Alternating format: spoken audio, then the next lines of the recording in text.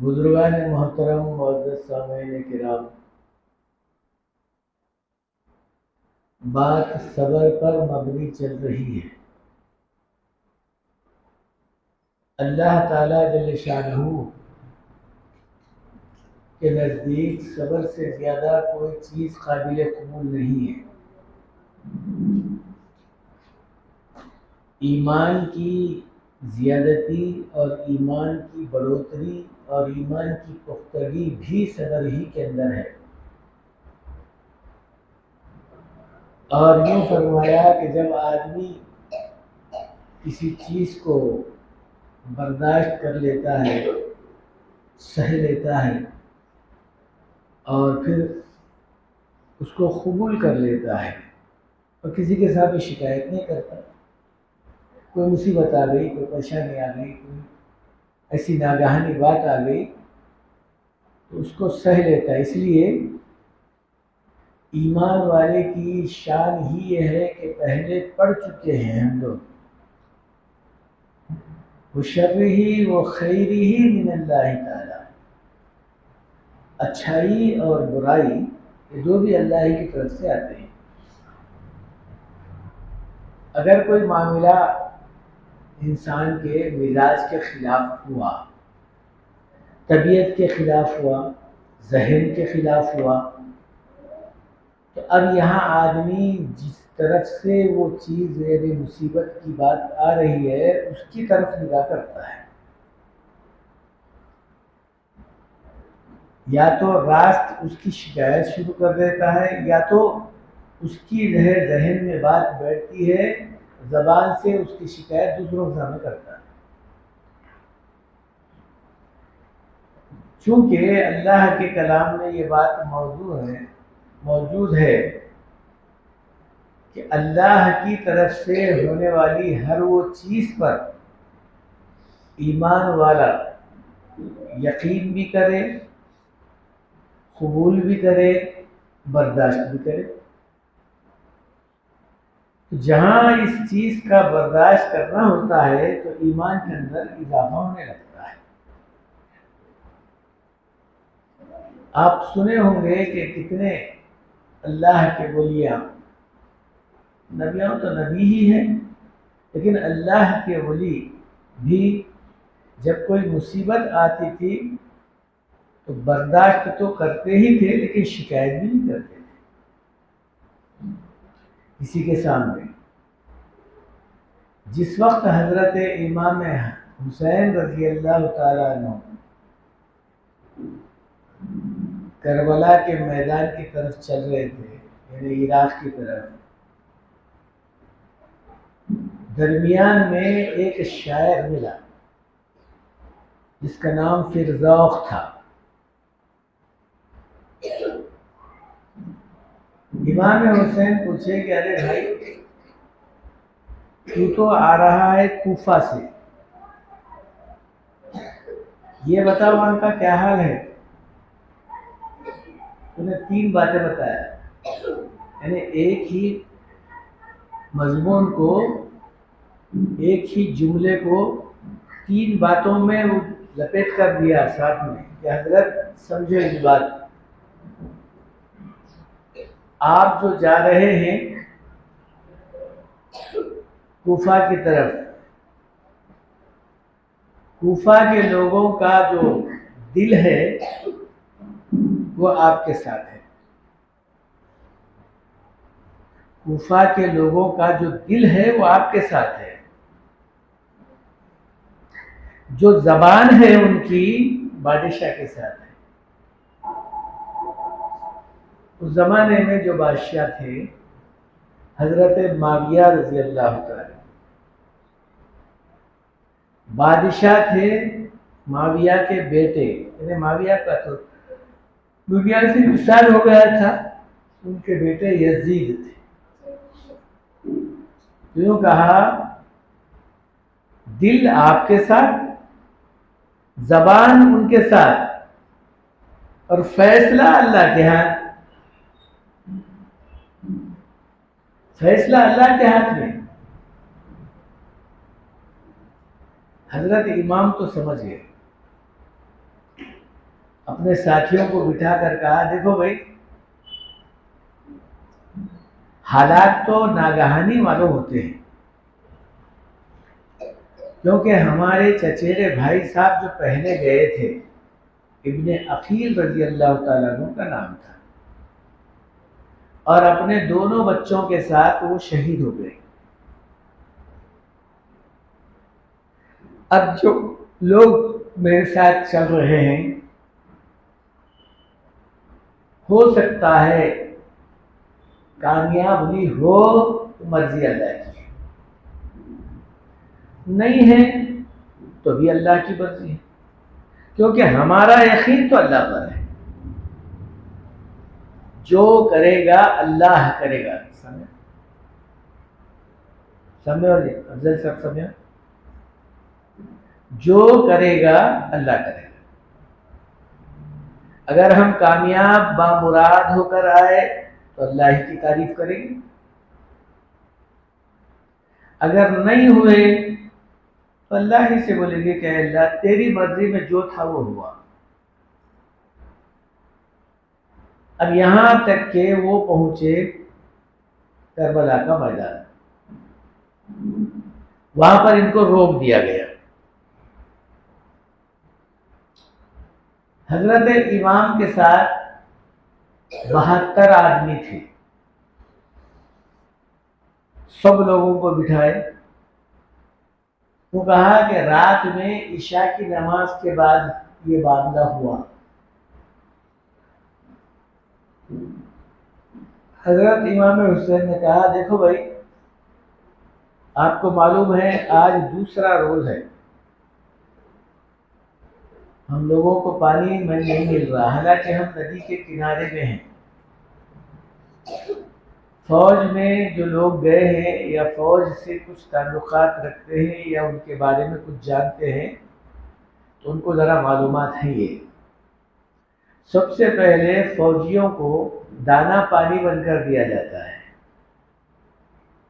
تاکہ ان کی طاقت کم ہو اور یہ ہم سامنے والے غلبہ کریں، وہ کمزور ہو تو لڑائی کے اندر وہ ناکام ہو جاتے ہیں۔ تو یہ فوج کا یہ اصول ہے یہ۔ اور پھر جو مضبوط قلعہ ہے اس کے اندر وہاں کے لوگ بند رہتے ہیں اور وہیں سے وہ اپنا لڑائی جھگڑا وغیرہ کرنے لگتے ہیں، جنگ کرنے لگتے ہیں۔ لیکن حضرت امام کا جو ہے کوئی قلعہ نہیں تھا، کوئی مکان نہیں تھا، چونکہ مدینے سے چلے تھے عراق کو، اور عراق میں جو کربلا کا میدان ہے وہاں میدان میں چونکہ ندی قریب میں تھی، حضرت یہ کہہ کر جو ہے لوگوں کو روک لیے تھے کہ بھئی یہاں پر رک جاؤ، ندی قریب میں ہے، پانی وغیرہ کا مسئلہ قابو کا ہے، لیکن ندی پر بھی وہ لوگ قبضہ کر لیے۔ تو حضرت عشاء کی نماز کے بعد سارے لوگوں کو بٹھائے، کہا اس وقت میں تم لوگوں کو ایک صحیح بات اور اچھی بات جو تم لوگوں کے بھی فائدے کے لیے میرے بھی فائدے کے لیے، وہ یہ ہے کہ بھئی ہم تو آ گئے، فیصلہ تو اللہ کے ہاتھ ہے، لیکن اس وقت میں بھی میں آپ لوگوں سے گزارش کر رہا ہوں، جو حضرات دیکھ رہے ہیں کہ حالات ہمارے بالکل ناگہانی ہیں اور ظاہری اعتبار سے کوئی چیز ساز و سامان کا بھی ہمارے پاس اتنا معاملہ نہیں ہے جو ان سے ہم جنگ کر سکیں، مگر ایسا محسوس ہوتا ہے کہ شاید ہم ناکام ہوں گے، یعنی جنگ میں جیت نہیں سکیں گے، لیکن اس وقت میں تم لوگوں سے گزارش کر رہا ہوں ابھی بھی وقت ہے، آپ لوگ جو ساتھ میں میرے رہنا چاہتے ہیں رہیے، جو جانا چاہتے ہیں وہ جا سکتے ہیں، لیکن آپ لوگوں کو شاید دل میں یہ بات آ رہی ہوگی کہ ہم ان کے سامنے اگر اٹھ کر گئے تو اچھا نہیں دکھتا، اسی لیے میں چراغ کو بجھا رہا ہوں، بجھا دیں، اب اندھیرا ہے آپ جا سکتے۔ پورے کے پورے لوگ ایک آواز میں بولے، حضرت جب فیصلہ اللہ کے ہاتھ میں ہے تو یہاں اگر نہیں ہوگا تو یہاں پر نہیں مرے تو گھر میں تو آپ کو مریں گے نا، آج نہیں تو ابھی 10 سال کے بعد 100 سال مرنا تو طے ہے۔ کیا ہم خضر ہے جو ہمیشہ قیامت تک زندہ رہیں گے؟ ایسا نہیں ہے۔ البتہ اتنا ضرور ہے، تمہارے ساتھ رہ کر جہاد کر کے اگر شہید ہوئے تو انشاءاللہ وہ تو درجہ مرتبہ تو بڑھے گا، اگر غازی ہو گئے پھر تو اللہ کا شکر ادا کریں گے۔ لیکن ایسی جو بات کر رہے ہیں آپ کہ جائیے یا آپ کے جو ہے فائدے کی بات، یہ فائدے کی بات نہیں ہے، نقصان کی بات ہے۔ تمہارا ساتھ چھوڑ کر جانا یہ نقصان کے سوا کچھ بھی نہیں ہے، چونکہ ایمان کے خاطر آدمی جم کر رہنا، مصیبت کو برداشت کر لینا، حالات کا سامنا کرنا، دشمن کا مقابلہ ڈٹ کر کرنا، یہ انشاءاللہ اللہ کو ہی پسند ہے، تم کو ہی پسند نہیں بلکہ اللہ کو ہی پسند ہے۔ حضرت نے کہا اللہ کی جو مرضی ہے وہ ہوگا، اللہ تعالیٰ جو چاہتے ہیں وہ ہوگا۔ تو بہرحال 1000 باتوں کی ایک بات یہ ہے، آدمی اپنے ارادے میں مصمم رہے، حالات آ رہے ہیں تو اس سے گھبرائے نہیں، ڈرے نہیں۔ یہی بات کلام پاک میں اللہ یوں فرما رہے ہیں، وَلَنَبْلُوَنَّكُمْ بِشَيْءٍ مِّنَ الْخَوْفِ۔ جب آدمی ایمان کا دعویٰ کرتا ہے تو پھر ہم اس کی آزمائش کرتے ہیں، بغیر آزمائش کے ایمان کو اللہ قبول بھی نہیں کرتے۔ تو جتنے اولیاء اللہ، نبی تو نبی ہے جیسا میں پہلے بتایا، کون سے نبی کی ایسی تھی جو آزمائش نہ ہوئی ہو؟ ہر نبی کی آزمائش ہوئی، صحابہ کی آزمائش ہوئی، تابعین کی آزمائش ہوئی، اولیاء اللہ کی بھی آزمائش ہوئی۔ اب جو قریب رہیں گے اللہ والوں سے یا نبی سے، ایمان سے، قرآن سے، حدیث سے، اب ان کی بھی آزمائش ہوگی، کیونکہ ایمان کا دعویٰ کرتے ہیں۔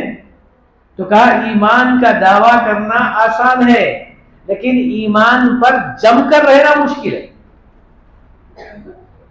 جب حالات آئیں گے، اللہ آزمائش کا وقت لائیں گے، اب اس وقت میں ثابت قدم رہنا وہ ذرا مشکل کا مسئلہ۔ اس واسطے ایسا ہاتھ مٹھی بند کر کے کھول کے پیسے بتانا، مصری بتانا، بادام بتانا، لوگ کیا سمجھتے ہیں؟ کرامت ہے، کرامت۔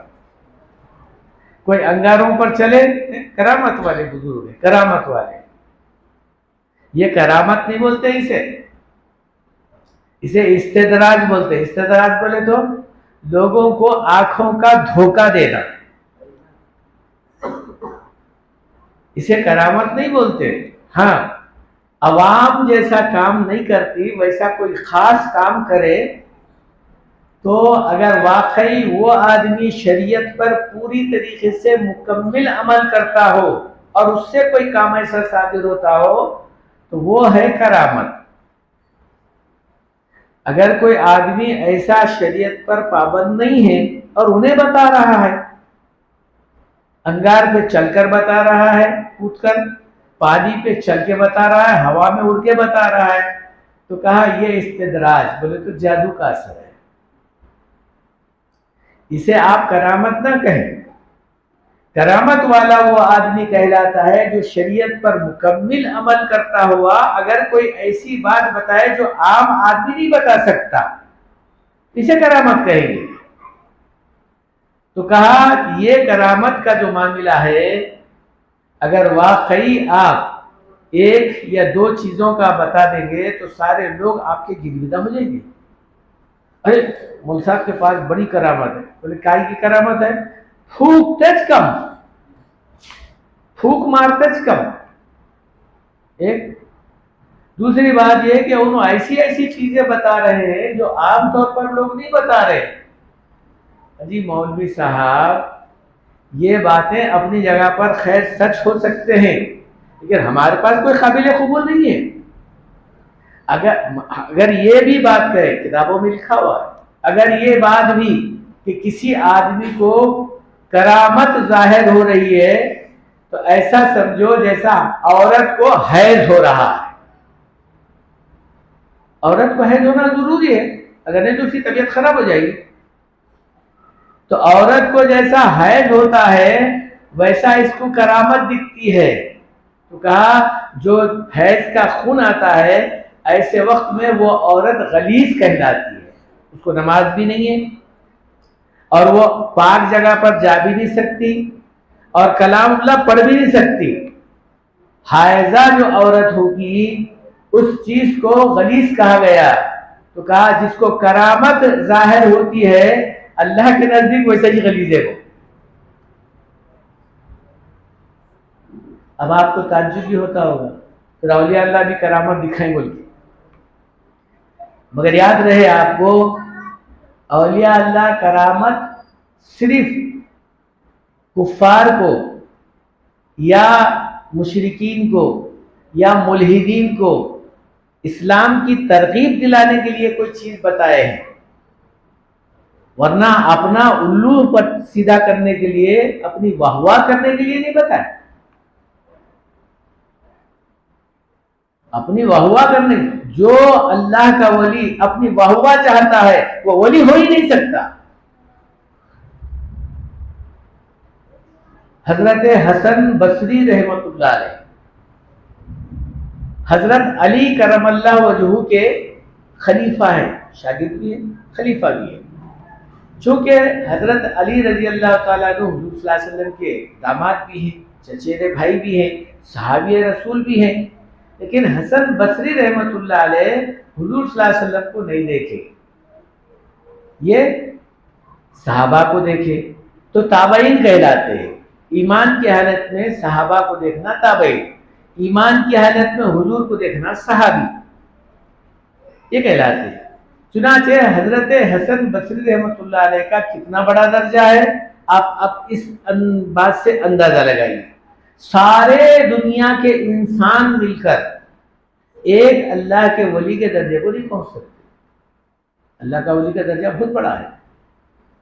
ان اولیاء اللہ لا خوف علیہم ولا هم یحزنون، اللہ کا ولی تو کسی سے ڈرتا ہی نہیں، پہلی بات، اور اس کو کوئی خوف نہ غم نہ پریشان کچھ بھی نہیں، اس واسطے وہ اللہ کے اوپر اپنا پورا بھروسہ رکھتا ہے۔ تو ساری دنیا کے انسان مل کر ایک اللہ کے ولی کے درجے کو نہیں پہنچ سکتے، اور سارے اولیاء اللہ ساری دنیا میں جو بھی ہیں حضرت عبد القادر جیلانی رحمۃ اللہ علیہ کے نئے درجے کو نہیں پہنچ سکتے۔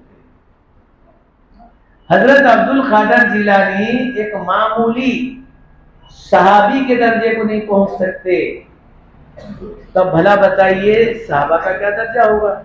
خیر، حضرت حسن بصری رحمۃ اللہ علیہ تابعی، اللہ تعالیٰ ان کے اندر بہت ایسی جو ہے ایمان کی طاقت دیا تھا، یہ اللہ کی یاد اور ذکر کرنے کے لیے اچھی جگہ پر، ندی کے کنارے پر یا ہریالی میں یا ایسی جنگل کے اندر جہاں کوئی نہ دیکھے وہاں جا کر اللہ اللہ کرتے رہتے تھے۔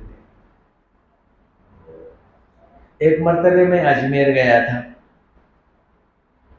وہاں پر جو حضرت خواجہ معین الدین چشتی رحمۃ اللہ علیہ کی درگاہ کے اطراف و اکناف میں بہت ساری چیزیں ہیں، نشانات، انہیں اللہ تعالیٰ جل شانہ کے کچھ ایسی باتیں وہاں پر رکھی ہوئی ہیں، دیکھنے سے تعلق رکھتی ہے، بولنے سے کوئی خاص بات نہیں معلوم ہوتی، لیکن ایک بات دیکھیے کہ ان کے خلیفہ حضرت خواجہ فرید الدین عطار رحمۃ اللہ علیہ حضرت کے پاس آئے، حضرت نے کہا بھائی دیکھو جاؤ فلانی جگہ پر بیٹھو، اللہ اللہ کرو، جب تمہارا معاملہ آئے گا پھر میں بلاؤں گا تم کو۔ تو حضرت گئے، ایک بڑا پتھر اس کے نیچے بیٹھ کے اللہ اللہ کرنے لگے۔ اب اس کے بعد ان کو حکم ہوا کہ بھئی یہاں سے آپ کو جو ہے نکل جانا ہے، دہلی جانا ہے۔ حضرت وہاں سے نکلے، وہاں سے جب اٹھ کر نکل رہے تھے تو رونے کی آواز آئی۔ اب حضرت تھوڑی دیر کے لیے خاموش ٹھہرے کہ بھئی کہاں کون رو رہا ہے. تو اب محسوس ایسا ہوا کہ رونے کی آواز آ رہی تو چاروں طرف دیکھنے لگے کہ بھئی رونا کس کی ہے, کس کی آواز ہے, کون رو رہا ہے. رونے والا نظر نہیں آیا. دل میں بات اللہ تعالیٰ ڈال دیا, تیری صحبت میں یہ پتھر رہا, یعنی پتھر کے قریب تو بیٹھا, تو اللہ اللہ کرتا رہا, تو اللہ تعالیٰ جل شانہ نے اس پتھر کو ایسی محبت تیرے ساتھ دے دیا کہ اب تیرے کو تو چھوڑ کر پتھر کو جا رہا ہے, تو پتھر ہو رہا ہے وہ.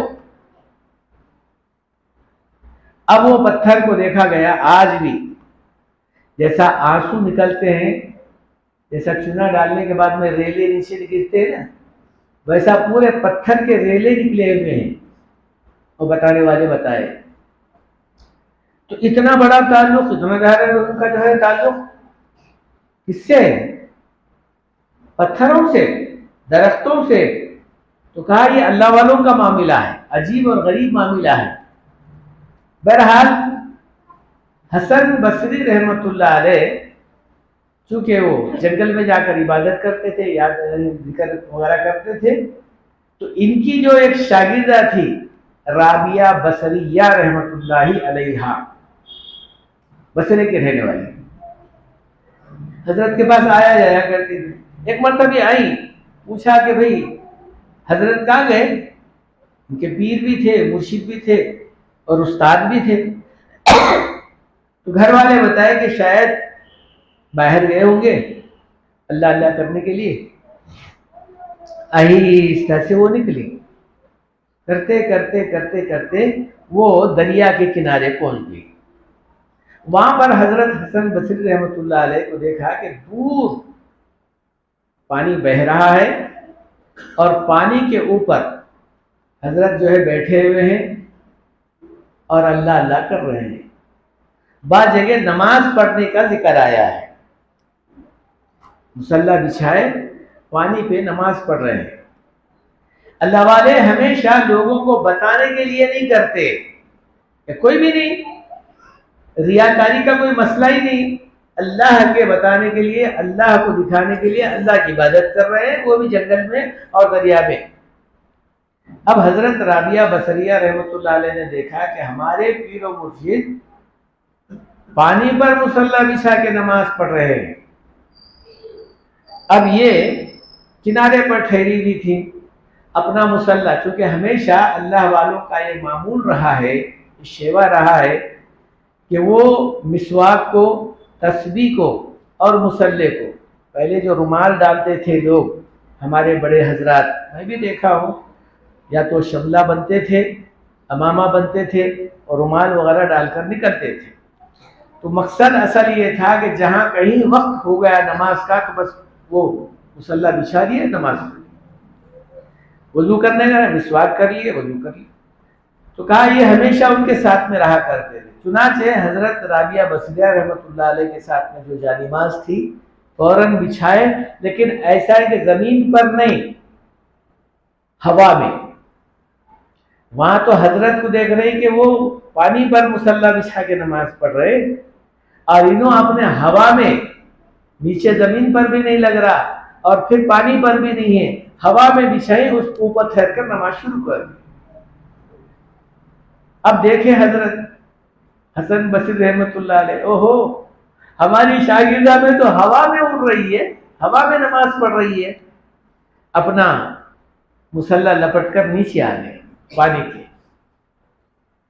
کہا کہ رابعہ آپ بھی نیچے آ جاؤ. اب وہ بھی نیچے آ گئی. کہنے لگی رابعہ یہ کیا کری, یہ کیا ہوا؟ کہنے لگے حضرت تم پانی پر نماز پڑھ رہے ہیں, کوئی کرامت نہیں ہے یہ بات تو صرف مچھلی کے لیے, مکھی کے لیے ضرور اچھا دکھتا ہے. مکھی اور مچھلی کر سکتی ہے, ہم کریں تو کون سا کمال کریں, ہم تو اشرف المخلوقات ہیں. اگر پڑھ رہی ہوں تو چیل اور کبا بھی کر سکتا ہے, ہوا میں اڑ رہا ہے, تو میں کون سا کمال کریں. حضرت اصل میں یہ ہے کرامت کا دکھا کر کرنا ولایت کا درجہ نہیں حاصل کر سکتے. ولایت کے خلاف ہے یہ بات. کوئی بھی اگر دیکھ لیا تمہارے کو تو یہی سمجھے گا بڑے کرامت والے بزرگ ہیں جو پانی پر نماز پڑھ رہے ہیں. دیکھ کر بھی لوگوں کے دلوں میں آ جانا کہ کرامتی بزرگ ہے. کہا یہ کرامت نہیں ہے، لوگوں کو بتاوا ہے، یہ دکھاوا ہے. یہ اگر میں ہوا میں اڑ رہی ہوں، آپ پانی پر چل رہے ہیں یا پر نماز پڑھ رہے ہیں، یہ دکھاوے کے علاوہ کچھ نہیں ہے. یہ دکھاوا اللہ کو پسند نہیں ہے. اللہ فرماتے ہیں جس کے لیے تو دکھانے کے لیے کیا اسی سے ثواب لے لے، ہمارے پاس کوئی ثواب نہیں. پھر رابعہ بصریہ رحمۃ اللہ علیہ نے حضرت کو ایک مشورہ دیا. حضرت آپ ہی کا سبق ہے میرے کو، شاگردہ بھی تو تھے، آپ ہی کا سبق ہے. الاستقامت الف فوق الکرامہ. تمہاری ایک کرامت کوئی کام کی نہیں ہے. اگر اب ہو بھی گئی، اگر کوئی نہیں بھی دیکھتا ہے تو یہ کرامت کوئی خاص کرامت نہیں.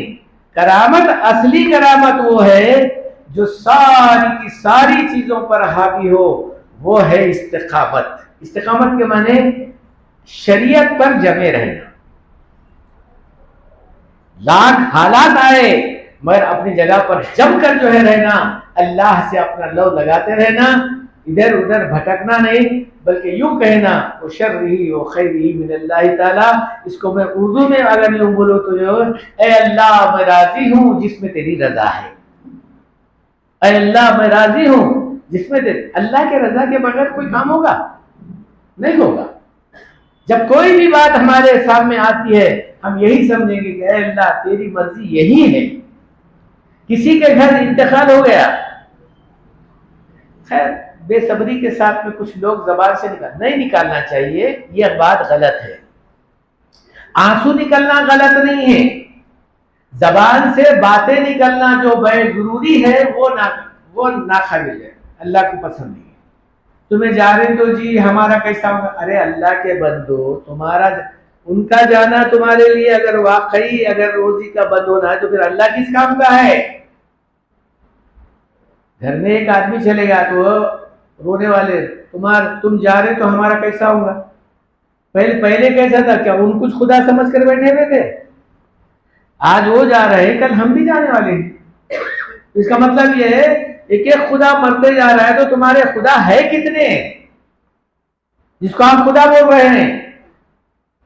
ایک عورت کے زبان سے یہ بھی سنا ہو اس کان سے، میرا زمین کا خدا چلے گیا. اور اس وقت میں ہماری عمر بہت چھوٹی تھی، ہم کچھ بول بھی نہیں سکتے تھے، تو وہ ذہن میں ہمارے ہے آج بھی. تو لوگ ایسے ایسے الفاظ بولتے ہیں جس کی وجہ سے ایمان بھی ان کا دور ہونے لگتا ہے، نکل جاتا ہے. کہ ایمان غیور ہے. غیور کے معنی غیرت والا. آپ کسی ساتھی یا دوست یا رشتہ دار وغیرہ کو جو گھر پر آیا ہوا ہے آپ سے ملاقات کرنے کے لیے، آپ اگر زبان سے کچھ ایسے الفاظ بولے جو اس کے دل کو لگ گئی تو بولتا ہے سلام کرنا چاہیے، نہیں آنا تھا آ گیا، اب جاؤں گا تو پھر نہیں آؤں گا. کسی کہنے والے نے یہاں تک کہہ دیا، کون کہتا ہے محبت کی زبان ہوتی ہے؟ کون کہتا ہے محبت کی زبان ہوتی ہے؟ در حقیقت تو یہ آنکھوں سے بیاں ہوتی ہے. آدمی اگر ترچھی نگاہ سے بھی دیکھنے لگے تو سمجھ جاتا سامنے والا اتنا نادان تھوڑی ہوتا ہے، آنے والا سمجھ جاتا ہے کہ یہ میرے ساتھ محبت کی نظر نہیں ہے بلکہ نفرت کی نظر دیکھ رہا ہے. کہا کہ بھئی کب تشریف لائے؟ کہا ابھی آیا. تمہیں کب تک رہیں گے؟ نہیں ابھی تھوڑی دیر میں نکل جاؤ. اب سمجھدار آدمی تو یہ بولے گا تھوڑی دیر میں چلے جاؤ. تو بہت میرے بزرگوں دوستو، ایمان اس سے زیادہ غیرت والا ہے جب آدمی یوں کہے مول صاحب بڑی چکنی کر لیے، دیکھو جی سر مڑا لیا، بال وغیرہ نکل گئے، کوئی آدمی نبی کی سنت کا جو ہے اہتمام کیا، مول صاحب بڑی چکنی دکھ رہی ہے، بڑی چکنی ہو گئی ہے آپ کی. یہ لفظ بولنے میں کوئی زیادہ بار نہیں دکھ رہا، تھوڑا سا ہو سکتا ہے سامنے والا ہنسے، الگ بات ہے، لیکن اس کی وجہ سے ایمان ختم ہو جاتا ہے۔ کیوں؟ تم نے نبی کی سنت کو مذاق اڑایا، نبی کی سنت کو ہلکا سمجھا، مذاق اڑایا۔ اگر کوئی آدمی نہ بولتا تو شاید یہ بات اس کے لیے زیبا تھی، لیکن بول کر اپنے ایمان کو دور کر رہا ہے۔ تو میرے بزرگوں دوستو، ساری باتوں کا لب لباب یہ ہے کہ اگر کوئی حالات ہمارے اوپر آ رہے ہیں تو اس کو برداشت کرنا، اور یہ سب اللہ کی طرف سے آنے والی بات کو سمجھنا، اور پھر اللہ تعالیٰ سے دعا کرنا کہ اے اللہ تو مجھے اپنے ایمان پر ثابت قدم رکھ، اور جو حالات تو دے رہا ہے مجھے دیکھ سمجھ کر دے، اس واسطے کہ میرے اندر اگر اتنی قابلیت برداشت کرنے کی اگر نہیں ہے تو کہیں ایسا میری زبان سے کفریہ الفاظ تو نہ نکلے۔ کفریہ الفاظ، کیا کفریہ الفاظ؟ میں اس بھی لیا تھا کہ ارے اللہ تیرے کو سب لوگوں کو چھوڑا میرے پیچھے چلے گیا، اللہ کو معلوم نہیں ہے کیا کہ تمہارا پیچھا کرنے کے واسطے؟ اللہ کو دوسرے کے کام کچھ بھی نہیں ہے، اللہ تمہارے پیچھے لگا ہوا ہے۔ تو میرے بزرگوں، یہ بات اور یہ الفاظ نامناسب الفاظ ہے۔ ایسے ہی الفاظوں میں بعض وقت ایمان آدمی کا ہاتھ سے ختم ہو جاتا ہے، چھوٹ جاتا ہے، اور ایمان جاتا ہے تو آدمی خالی ہاتھ ہو جاتا ہے۔ اور پھر یوں فرمایا اللہ کے رسول صلی اللہ علیہ وسلم نے، جب ایمان والا ایمان کے پہاڑ جمع کرے لیکن وہ ایمان ایسے الفاظ سے نکل گیا، بالکل کھوکھلا ہو گیا، تو بیج کے اندر سے مغز ختم کر دیا کیڑا، اور خالی برا اوپر رکھ دیا، کہیں دھوکہ یہ نہ ہو جائے کہ دانہ ڈالنے والا برے کو ڈال دیا زمین میں اور ملکہ اٹھ رہا نہیں، تو جا کر ایگریکلچر سے جو ہے اگر تعلق ہوا تو پھر ٹھیک ہے، ایگریکلچر والا پھوڑ کر دیکھ کر بولا ارے برا ہے میاں، اس کے اندر بیج ہے نہیں، اس کے اندر مغز ہے نہیں، تو پھر اس کے اندر سے دانہ ملکہ کیسا اٹھے گا؟ تو کہا آدمی ظاہری اعتبار سے دکھنے میں تو انسان نظر آئے گا، زبان سے ایمان والا سمجھا جائے گا، لیکن اندر سے کھوکھلا رہے گا، تو اللہ کے نزدیک اس کا کوئی بدلہ نہیں ملے گا۔ اللہ ہماری حفاظت کرے اور ہماری ایمان کی حفاظت کرے۔ اللہ کو ہر وقت یہ بات پسندیدہ ہے کہ وہ شر ہی وہ خیر ہی من اللہ تعالیٰ، اے اللہ اچھائی بھی تیری طرف سے ہے، برائی بھی تیری طرف سے ہے، بلکہ مجھے ایسی جو ہے ہمت اور ایسی طاقت اور ایسی صلاحیت نصیب کر جو تیری طرف سے آ رہی ہے، تو اس کو برداشت کرنے کی طاقت دے دے، اور پھر مجھے ایمان پر ثابت قدم رکھ۔ یہ کہتے ہوئے دعا کرتے رہے، اللہ ہم سب لوگوں کو ایمان کی دولت سے مالا مال کرے۔ وَمَا عَلَيْنَا إِلَّا الْبَلَاغُ۔